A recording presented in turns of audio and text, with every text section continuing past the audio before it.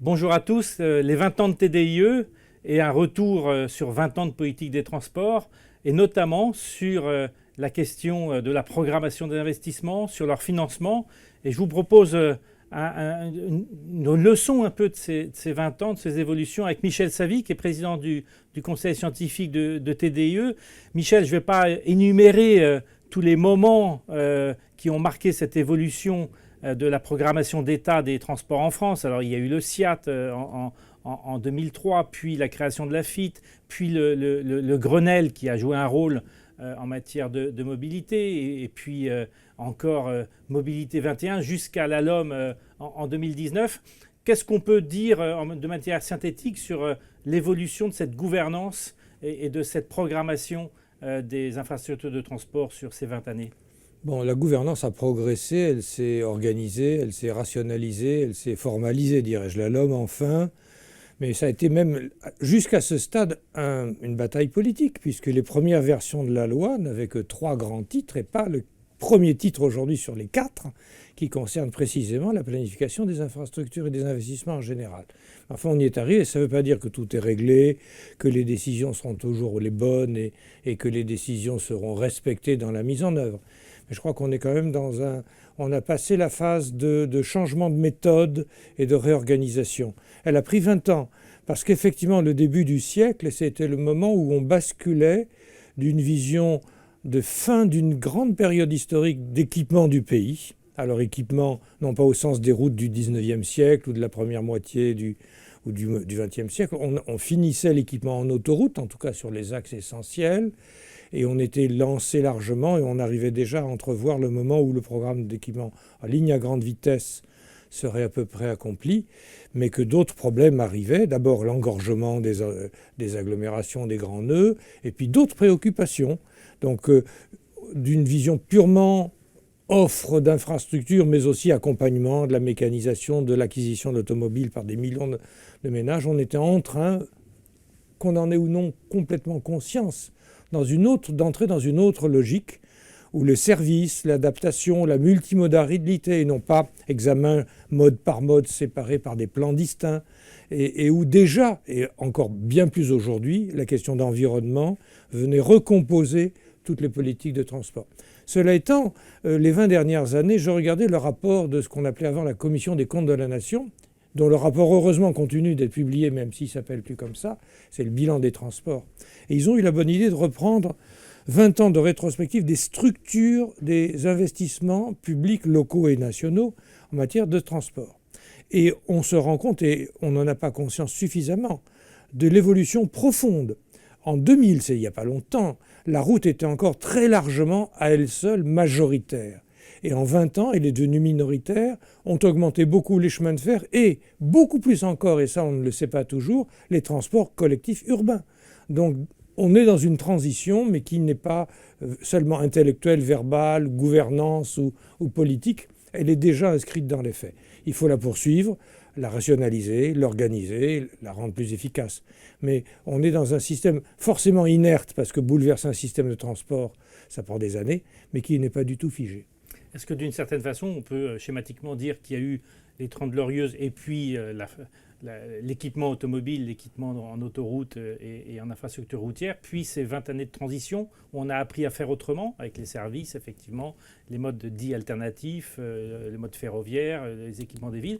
Et puis à partir de maintenant, on est en plein dedans, la priorité absolue à la décarbonation qui devient manifestement quand même le premier élément de décision, en tout cas l'objectif dont tout le monde serait là. Oui, le mot à la mode c'est surplombé, mais bon, reprenons-le.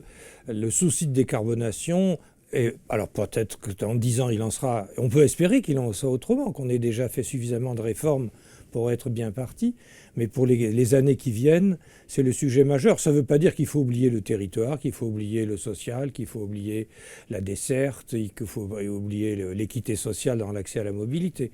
Mais effectivement, la décarbonation devient un thème dominant. Mais je regardais les cartes que TDIE a faites successivement. Le dernier atlas qu'on a fait était beaucoup moins spectaculaire que les précédents, Parce que même en dépensant des milliards et des milliards, on n'est plus à l'époque des grands barreaux d'autoroute ou des grandes lignes ferroviaires à grande vitesse. On est dans le traitement des nœuds, des sorties ou des entrées d'agglomération, des choses comme ça. Et ça se cartographie beaucoup moins. En tout cas, ça peut se cartographier à l'échelle locale, mais ça ne donne pas l'idée d'une stratégie d'ensemble comme c'était le cas il y a 20 ans. Est-ce qu'on peut dire, avec le recul, que le changement de méthode, que l'objectivation, la mise sur la table de tous les aspects d'un projet, avec des débats publics, avec des études beaucoup plus transparentes que ce qu'elles n'ont pu être dans le passé, est-ce qu'on peut dire que ce changement de méthode a finalement permis de mettre de côté des projets dont la viabilité ou l'intérêt commun n'était pas exceptionnel et que ça a d'une certaine façon aidé à prioriser, à favoriser des projets dont l'apport collectif était bien supérieur? Oui, alors des mauvais projets écartés, sans doute. Je pense, par exemple, du côté des lignes à grande vitesse, à mon sens, ce n'est pas le seul, mais le projet le plus opportun et le plus urgent, c'est Bordeaux-Toulouse. Et je crois que d'autres projets n'ont pas la même priorité et ça me semble pertinent. Le débat public est utile, en même temps, pour y avoir participé parfois, il n'est pas totalement serein ni satisfaisant. On retrouve les mêmes de réunion en réunion qui n'écoutent pas ce qu'on dit. De toute façon, ils ont déjà leurs arguments, et parfois à front opposés, et on entend de réunion en réunion les mêmes intervenir sur les mêmes thèmes. Donc n'idéalisons pas les débats publics. Je crois quand même que la façon d'analyser les projets a profondément évolué et que le dogme du calcul socio-économique tel qu'il a été porté, le fameux TRI, notamment le taux de rendement interne, effectivement, n'est plus l'alpha et l'oméga de l'appréciation. D'ailleurs, politiquement, dès 2003, le gouvernement de l'époque avait demandé un audit à un groupe composé du Conseil général des ponts et chaussées à l'époque et de l'Inspection générale des finances, qui avait classé les projets en mettant en tête systématiquement, au nom du TRI, des projets routiers. Et ils ont dit jamais Seine-Nord et jamais Lyon-Turin. Et le lendemain, les ministres de l'époque ont dit merci beaucoup pour cet excellent travail. Et donc, nous allons demander à inscrire dans la liste des projets européens prioritaires Seine-Nord et Lyon-Turin. Car ils avaient compris que déjà, il y avait une attente assez profonde de la population pour d'autres hiérarchies et d'autres façons de faire. Le TRI, il a ses vertus, il est intelligent, évidemment. On peut y intégrer plus ou moins, monétariser des effets externes et prendre de plus en plus de choses en compte. N'empêche que par construction, il privilégie les projets de court terme. Or, on est là sur des enjeux générationnels, multigénérationnels. Comment intégrer dans un calcul aujourd'hui les avantages ou inconvénients qui auront lieu dans l'an 2100? Et pourtant, c'est la question qui nous est posée vis-à-vis de nos enfants ou des petits-enfants de nos petits-enfants. Et si on est un peu responsable, on est obligé d'en tenir compte. Donc d'autres méthodes, finalement, en tâtonnant, se sont mises en place. Multicritères, faisabilité, acceptabilité. Et finalement, c'est pas plus bête. Je crois que ça fonctionne relativement bien pour être optimiste. Malgré sa complexité, ça concourt de l'acceptabilité des projets qui sont quand même... Il faut de la complexité, il ne faut pas la nier. C'est quand on veut être... Il ne faut pas compliquer pour le plaisir, mais simplifier à outrance. On avance vite et puis on tombe sur un blocage et on ne fait rien. Un des grands moments de ces 20 ans, ça a été l'échec de l'écotaxe, qui était quand même considéré comme un levier de financement absolument Oui, mais majeur. Là, vous voyez, je vais être négatif là-dessus. Je trouve que c'était un très mauvais moment de la vie politique. Parce que cette écotaxe, appelons, c'est un mauvais nom d'abord, il fallait l'appeler redevance d'usage, elle est votée à la quasi-unanimité de l'Assemblée nationale. On change de majorité parlementaire, la ministre ou le ministre en charge des transports du gouvernement suivant veut appliquer la loi. Et la majorité précédente qui avait porté cette loi va surtout pas lui faire ce cadeau politique. On est dans l'opposition, on s'oppose. Et donc une loi votée à la quasi-unanimité de l'Assemblée nationale ne sera jamais appliquée. C'est pas très bon pour la démocratie. C'est un déni démocratique, comme on l'a... Et c'est un manque de courage. On est dans un système de jeu de l'opposition s'oppose, quoi que fasse le gouvernement, ça n'est pas très sain. Est-ce qu'on va s'en remettre? On voit par exemple, pour ne prendre que le ferroviaire, que les 2,8 milliards annuels pour la régénération sont insuffisants. Il faudrait 3,6 milliards. Et comme par hasard, c'est ce qu'auraient rapporté pendant de nombreuses années l'écotaxe. Est-ce qu'on va s'en remettre de cette La question a été grillée un certain temps. Je pense qu'il faut laisser un peu l'herbe repousser.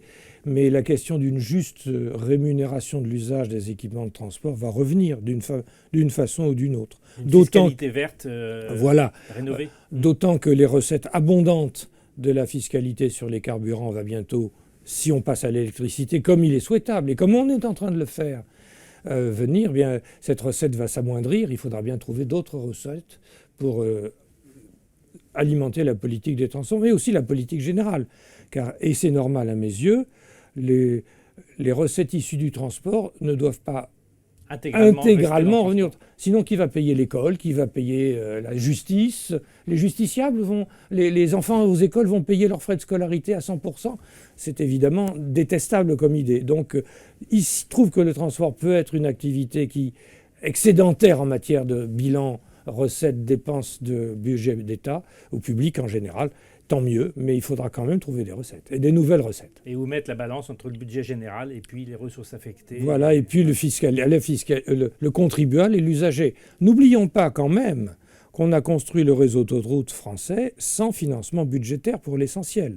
On a créé des sociétés d'économie mixte qui ont emprunté, construit, et qui au fil des ans ont remboursé les emprunts par les péages. Et c'est à ce moment-là, quand elles avaient fini de rembourser et que ça devenait une rente, qu'on a, comme on dit, privatisé. Ce qui n'est pas vrai. Les autoroutes ne sont pas privatisées, elles sont propriété de l'État et le resteront. Mais pour une certaine durée de nombreuses années, on en a confié l'exploitation à des concessionnaires. En privant l'État d'un certain nombre de ressources pérennes. Bien sûr, sur la durée. Absolument. Merci Michel pour ce rapide tour d'horizon des questions de financement et d'investissement. Michel Savy, président du conseil scientifique de TDIE à l'occasion des 20 ans de TDIE. Merci à vous et à très bientôt pour d'autres débats à l'occasion des 20 ans de TDIE.